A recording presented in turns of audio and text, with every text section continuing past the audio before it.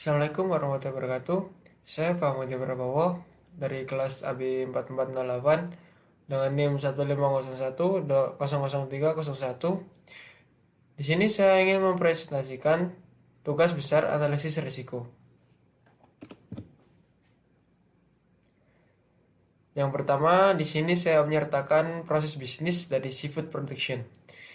Saya di sini melihat 3 risiko yang akan terjadi pada proses industri seafood ini, yaitu proses hearing village. Risiko yang mungkin terjadi pada proses ini biasanya adalah proses pengambilan tulang ikan yang kurang bersih, sehingga pada saat sampai ke konsumen, produk tidak sesuai ekspektasi konsumen. Yang kedua, ada waste tank. Risiko yang mungkin terjadi pada proses ini ialah tempat pencucian yang terkadang tidak steril dan kurang dibersihkan, sehingga kualitas ikan segar akan berkurang dan akan cepat basi karena terkena bakteri yang banyak. Lalu yang ketiga ada fish farm. Risiko yang mungkin terjadi pada proses ini biasanya terletak pada pakan dan habitat ikan yang salah, sehingga ikan yang dihasilkan kurang maksimal. Jika pakan ikan dan habitat kurang memadai dan sesuai, maka hal tersebut akan sangat berpengaruh pada kualitas ikan yang dihasilkan. Lalu yang kedua ada fishbone diagram. Pada 3 risiko yang telah saya identifikasi, saya memilih proses fish farm untuk saya identifikasi dan membuat fishbone diagramnya. Di sini ada faktor manusia, di mana berisi kurangnya pelatihan, kurangnya pengalaman, dan SOP yang kurang tegas dan jelas. Lalu di faktor lingkungan ada kolam yang sempit, lingkungan kurang higienis, serta tata letak dan desain kolam yang salah.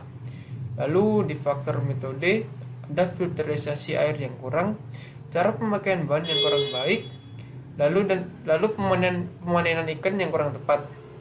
Lalu di faktor material ada bibit dan pakan ikan yang tidak cocok, air kurang bersih, serta obat ikan yang kurang efektif, di mana semua faktor ini akan mengakibatkan kualitas ikan yang tidak maksimal. Lalu yang ketiga ada tabel risiko. Dari diagram fishbone yang telah saya buat, saya mengubahnya ke dalam tabel risiko. Di sini saya telah menambahkan skala frekuensi dan dampak dari risiko-risiko yang ada.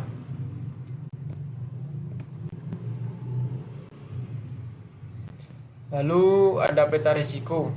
Setelah saya bentuk menjadi tabel dan menentukan skala frekuensi dan dampak, maka selanjutnya saya buat peta risiko untuk memetakan risiko berdasarkan wilayah. Di sini terlihat bahwa di wilayah 1 ada SOP yang kurang tegas dan jelas, dan cara pemakaian bahan yang kurang baik. Lalu di wilayah 2 terdapat kurangnya pengalaman, kurangnya pelatihan, dan pemanenan ikan yang kurang tepat. Lalu di wilayah 3 terdapat air yang kurang bersih, obat ikan yang kurang efektif, dan kolam yang sempit. Maaf, di wilayah 2 tadi terdapat juga bibit dan pakan ikan tidak cocok, serta filterisasi air yang kurang. Lalu di wilayah 1 ada lingkungan yang kurang higienis, serta tata letak dan desain kolam yang salah. Yang terakhir, setelah saya buat peta risiko, saya menganalisis risiko tersebut berdasarkan wilayah dan saya beri saran untuk mengantisipasinya.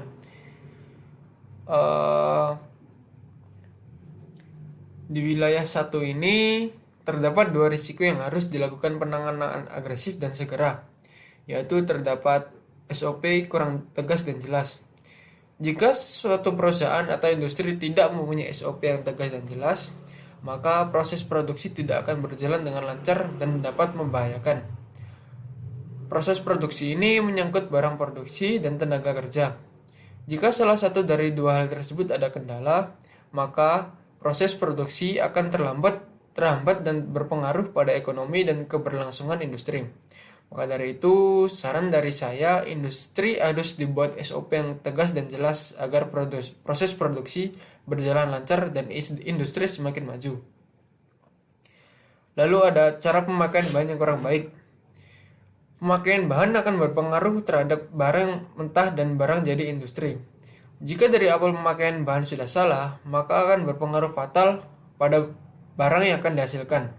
Maka dari itu, saran saya adalah industri harus melakukan riset terlebih dahulu terhadap bahan apa yang akan digunakan.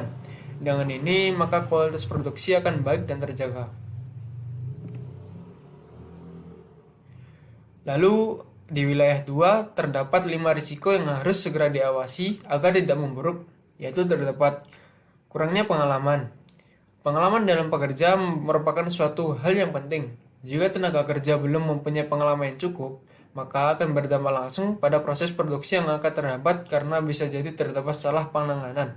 Saran saya, jika perusahaan menerima tenaga kerja yang belum berpengalaman, sebaiknya mereka dilatih terlebih dahulu agar mereka tahu tata cara penanganan yang baik. Lalu yang kedua ada kurangnya pelatihan. Pelatihan ini juga sangat berpengaruh pada keahlian tenaga kerja. Karena jika tenaga kerja kurang ahli, maka proses industri tidak berjalan dengan efektif. Saran saya, perusahaan harus memberikan pelatihan yang terbaik dan jangan asal-asalan untuk melatih tenaga kerjanya. Lalu yang ketiga ada pemanenan ikan yang kurang tepat. Pemanenan ini akan berdampak langsung pada hasil ikan yang akan dijual ke konsumen. Jadi, jika terdapat kesalahan, maka akan menyebabkan kerugian pada industri, karena hasil yang dijual akan kurang maksimal. Saran saya, perusahaan harus memilih tenaga kerja yang benar-benar ahli dan teliti dalam pemanenan ikan, agar selanjutnya risiko kesalahan dapat berkurang.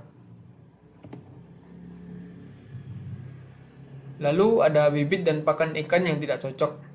Bibit dan pakan ikan ini merupakan salah satu hal yang penting dalam industri ini. Karena jika bibit dan pakan ikan tidak sesuai dengan apa yang diproduksi perusahaan, maka akan merusak SOP dan hasil yang akan dijual. Saran saya, perusahaan dapat menentukan supplier yang terpercaya dalam hal bibit dan pakan, agar nantinya proses produksi dan hasil jual tidak terhambat. Lalu ada filterisasi air yang kurang. Filterisasi air ini akan berdampak langsung pada kualitas ikan yang akan dihasilkan. Jika air kurang bersih, maka akan mengakibatkan ikan tidak fit dan maksimal. Saran saya, perusahaan harus mempunyai filter air yang benar-benar bagus guna menghasilkan kualitas ikan yang bagus juga. Lalu di wilayah 3 terdapat 3 risiko yang bisa dilakukan pengawasan secara berkala, yaitu terdapat air kurang bersih. Kondisi air ini akan bisa memburuk jika lama tidak diganti. Jika kondisi air buruk, maka ikan yang akan dihasilkan pun kurang maksimal karena terdapat banyak bakteri di dalamnya. Saran saya, kondisi air ini harus diawasi terus-menerus. Jika kondisi air mulai memburuk, maka air harus diganti dengan baru atau dilakukan upaya filterisasi. Lalu ada obat ikan yang kurang efektif. Obat ikan ini akan mempengaruhi pertumbuhan dan kesehatan ikan. Jika obat yang digunakan salah atau kurang efektif, maka akan mempengaruhi hasil kualitas ikan yang dihasilkan. Saran saya, perusahaan harus melakukan pengecekan secara berkala. Obat apa yang dibutuhkan dan cocok untuk ikan yang diternak. Lalu ada kolam yang sempit. Ukuran kolam ini juga dapat mempengaruhi ukuran dan kualitas ikan. Karena jika kolam terlalu sempit, maka ikan akan menjadi tidak leluasa dan tidak nyaman. Hal ini akan membuat ikan merasa stres. Saran saya, perusahaan harus mengawasi secara berkala.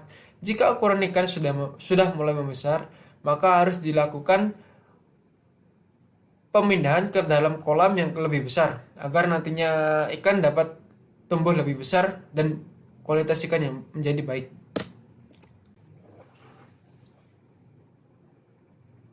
Lalu yang terakhir di wilayah 4. Di wilayah 4 ini terdapat 2 risiko yang dapat dilakukan pengawasan dengan jangka waktu panjang, yaitu terdapat lingkungan yang kurang higienis. Lingkungan sekitar kolam biasanya agak kotor, namun hal ini tidak berpengaruh langsung pada kualitas ikan, asal air di dalam kolam tetap bersih.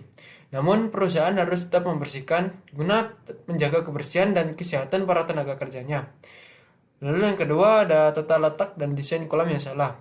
Tata letak dan desain kolam ini juga tidak berpengaruh langsung terhadap kondisi ikan. Yang penting kondisi air dan obat ikan sudah sesuai.